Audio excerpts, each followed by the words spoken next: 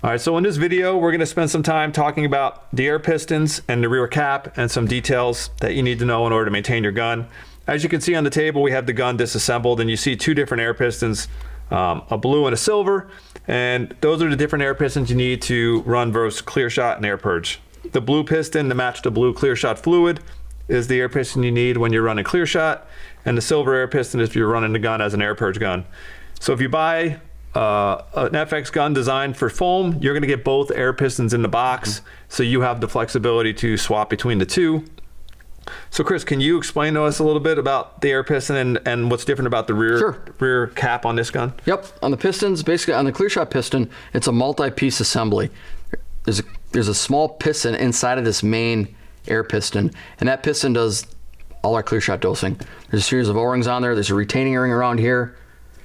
Pop that out. This silver colored piece, this comes off, and then you have access to your dosing piston. So customers who are used to our clear shot gun, the air piston is not the same air piston, but the design is very similar. There's a dosing piston internal to the air piston that doses the clear shot fluid. Correct. Yep. And then conversely, the air purge piston, it's just a solid piece, solid machine piece, and then we have a pin pressed on both of them in the back. That's for our safety. But that's the key differences between those two pistons. Okay, but there are some differences on the air cap now. There are. You know, I'm gonna quickly put the gun together to show an example of that. It's easier to show with the gun assembled, so I'll quickly do that.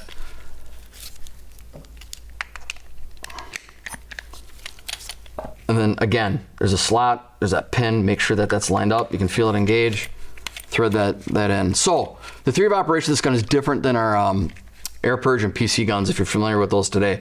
So operation, when you pull the trigger, that air piston assembly and mixed chamber, that moves back, that's in spray mode. And then when you release the trigger, it goes forward and it's off and it's in purge mode. And you're talking about on a traditional gun? On a traditional gun, yep, on an air purge or PC, yeah, Fusion AP or PC.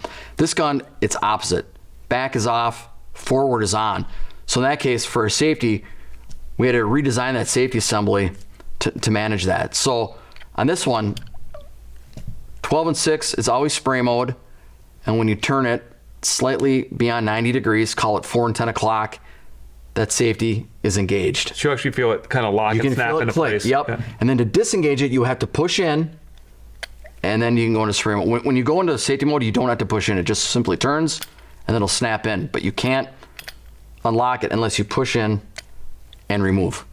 So what's important here is customers used to spraying an air purge gun. You know, if they ever lose air pressure, they're used to be on a hit the back of their safety, and it pushes the whole air piston forward and your chamber off to shut off flow of material. This gun's a bit different, right? It's different. We have a helical ram feature in our back safety, and that's what grabs on to the that pin in the back that you see here.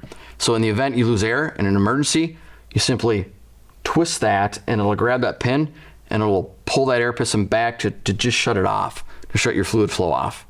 Okay, so that's just an important thing that you get used to on the gun, that the emergency stop is not slam on the back, it's turn it to the right clockwise so it locks in place. Exactly. There's some O-rings on the pistons that you should inspect, make sure that they look like they're in good condition, but they can be replaced. Right, on both pistons, make sure that this O-ring, or these two O-rings are in good shape, as well as that larger O-ring. The rear cap, there's not much maintenance. There is a face seal O-ring on there. Show that real quick, Nick. But the rear cap is not designed to be taken apart. It's not. So really the only maintenance is that O-ring. There's that O-ring right there, if you can see it. And just make sure that spins freely and that there is a spring in there, but that's permanently attached together, this assembly, so you can't get it. Just make sure that that's nice and free and that safety turns. Perfect. That seems pretty simple. It is, yes. All right. Well, that wraps up this video, and we'll move on to the next video.